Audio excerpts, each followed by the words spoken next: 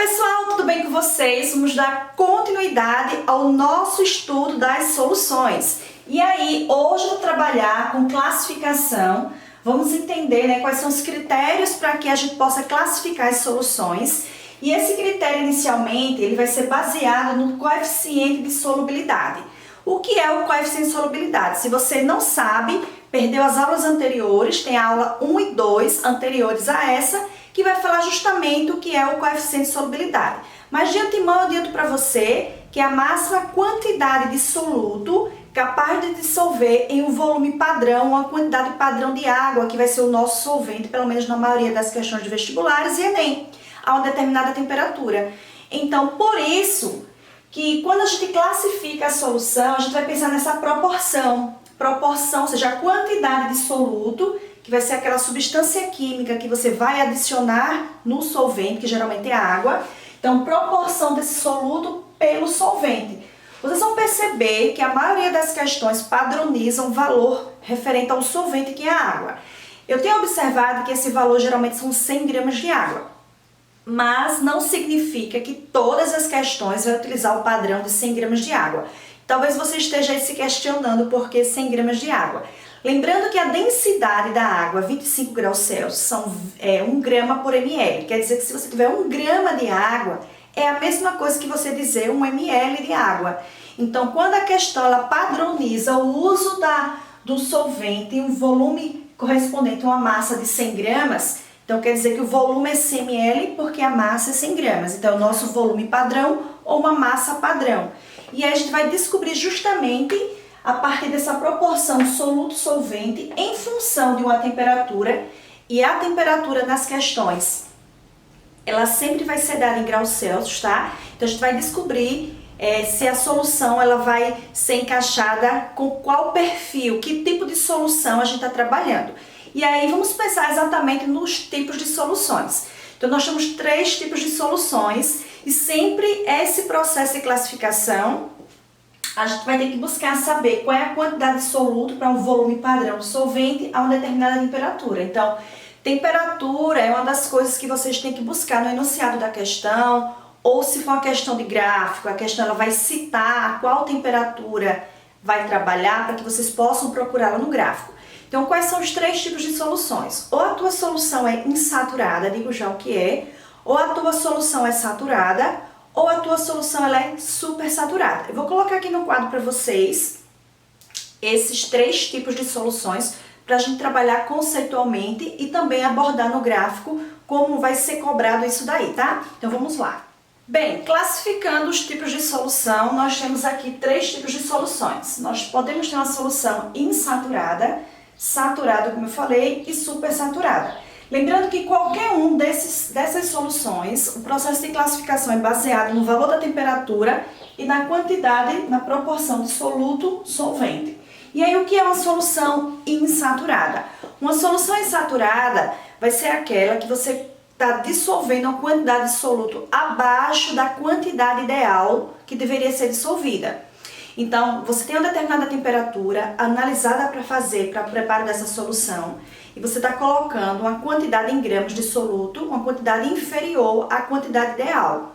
Então, ela está abaixo da quantidade ideal, quer dizer que você conseguiria colocar um pouco mais até atingir o valor da massa ideal para conseguir dissolver. Então, ela está abaixo da quantidade ideal. Até o próprio termo insaturada, esse prefixo in, quer dizer que a quantidade de soluto está insuficiente, você poderia acrescentar um pouco mais para dissolver. O que é a solução saturada? A solução saturada, para poder a gente classificar como insaturada ou supersaturada, a saturada é a solução, vamos dizer, abre aspas, solução de referência. Ela vai ter a quantidade exatamente ideal de soluto no volume padrão de água, a temperatura dada. Então, por exemplo, se a 20 graus Celsius eu consigo dissolver 36 gramas de um determinado sal em 100 gramas de água, quer dizer que esses 36 gramas é a quantidade máxima do soluto ou de um sal em 100 gramas de água. Então, a gente pode dizer que 36 gramas por 100 gramas de água é o nosso coeficiente de solubilidade, que é exatamente passa a classificar a solução como saturada, porque ela tem a quantidade de soluto exatamente igual ao coeficiente de solubilidade a uma dada temperatura. E você pode acrescentar um pouco mais de soluto? Pode. Por exemplo, eu estou padronizando a temperatura de 20 graus Celsius. E eu disse que se eu tenho 100 gramas de solvente, que geralmente é água, e 36 gramas de um determinado soluto, então eu consigo dissolver totalmente esses 36 gramas nos 100 gramas de água. Mas se eu colocar 37 gramas, aí eu continuo dissolvendo os 36 e esse 1 grama a mais vai para o corpo de fundo, vai fazer parte do precipitado, será o corpo de fundo, irá para o fundo do recipiente. Então qualquer quantidade a mais não vai se dissolver, mas a solução sobrenadante, ela é uma solução saturada, tá? Homogênea, e aí a gente consegue dissolver a máxima quantidade possível de soluto, exatamente igual ao coeficiente de solubilidade àquela temperatura trabalhada. Então, olha que eu falei que essa solução saturada, né, a uma determinada temperatura, você consegue dissolver a quantidade exatamente igual ao coeficiente de solubilidade. E se você acrescentar uma quantidade um pouquinho a mais, esse excesso ele vai precipitar, ele vai para o fundo do recipiente.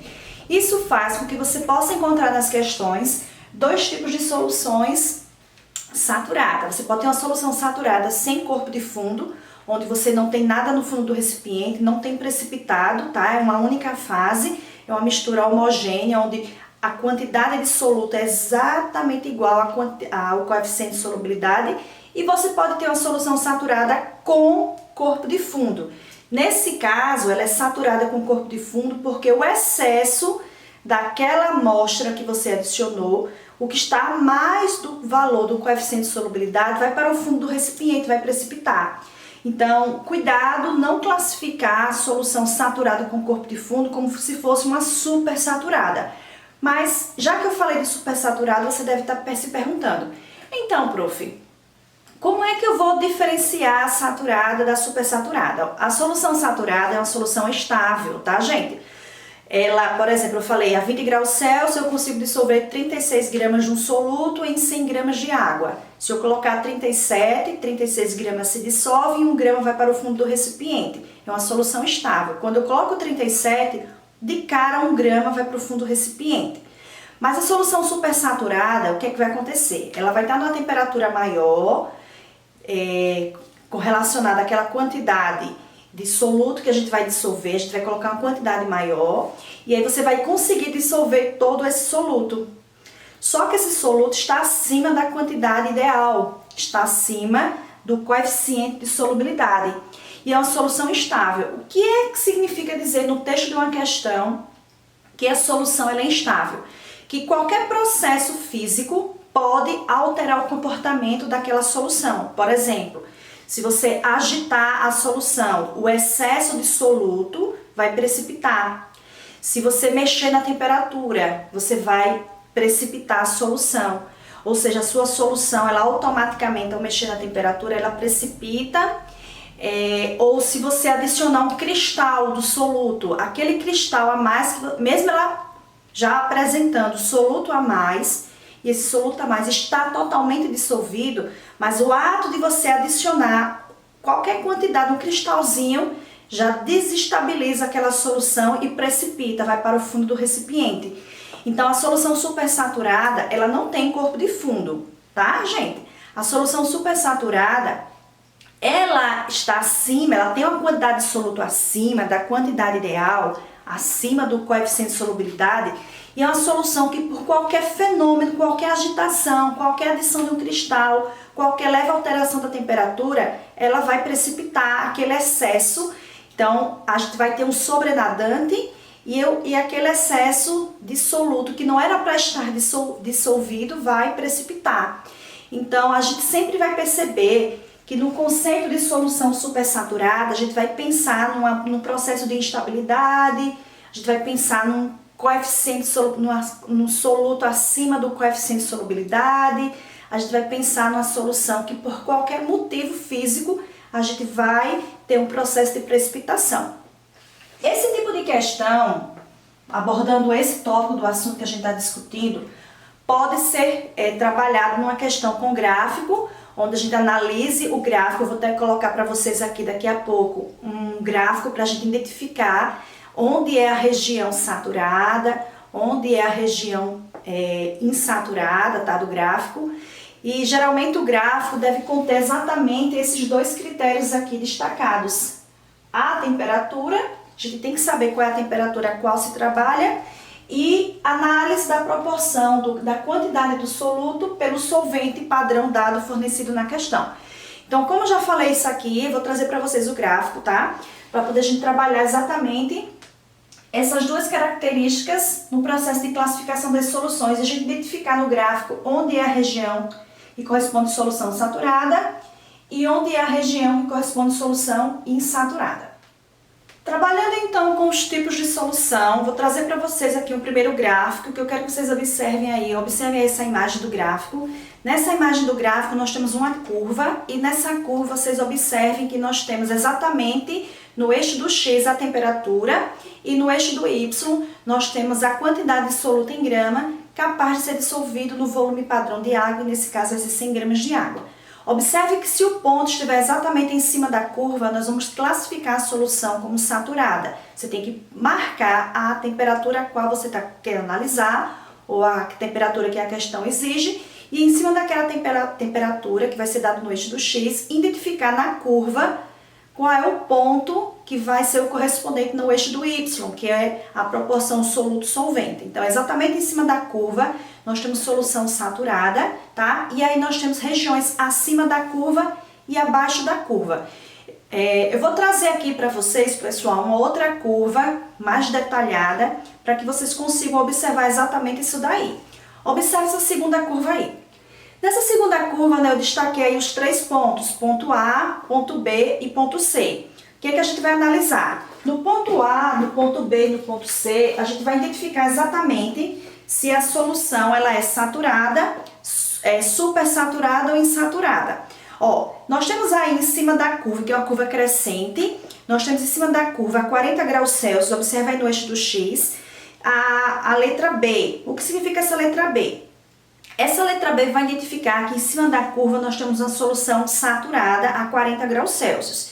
E aí nós temos o ponto A acima da curva e o ponto C que está na região abaixo da curva. E esses outros dois pontos vão caracterizar exatamente as outras duas soluções que a gente vem comentando. O ponto A está acima da curva, vai ser de uma solução supersaturada, que é uma solução instável.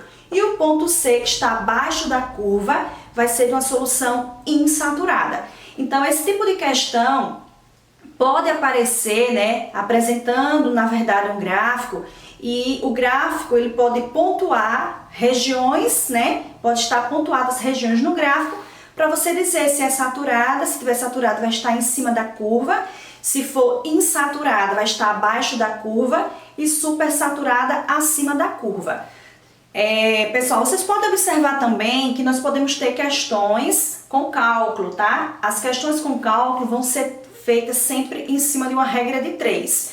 Por quê? Porque o eixo do Y, observe que o eixo do Y ele apresenta uma proporção, conforme eu coloquei aqui no quadro, a proporção de soluto por solvente. Então a questão ela vai querer de você, a partir de uma regrinha de 3, quanto é que é possível dissolver de soluto a uma dada temperatura no volume X ou numa massa X de água, já que a água é o nosso solvente padrão, tá? Então, é possível descobrir por meio de regra de 3 a quantidade de soluto que se consegue dissolver no volume de água. Ou a questão ela pode direcionar o seguinte, dar o volume da solução ou a massa total da solução e buscar qual é a quantidade de soluto que é possível ser dissolvida àquela temperatura. Então, nós temos duas propostas de questões em cima desse assunto. Ou a questão te dá um gráfico para você identificar pontos e classificar quanto ao critério de solubilidade, insaturada, saturada ou supersaturada, ou descobrir massas a partir, né, da análise dessa proporção soluto-solvente fornecida no gráfico, massas do soluto, ou do solvente, ou da solução. Então, exatamente assim a gente pode cobrar uma questão. Pessoal, vou encerrar essa aula, tá? Em breve eu retorno com outros tópicos de estudo das soluções para que vocês possam, né, passo a passo, acompanhar todo o assunto. Não esquece de deixar aí o like no vídeo, tá? Em breve eu retorno aqui com os demais conteúdos. Beijo a todos!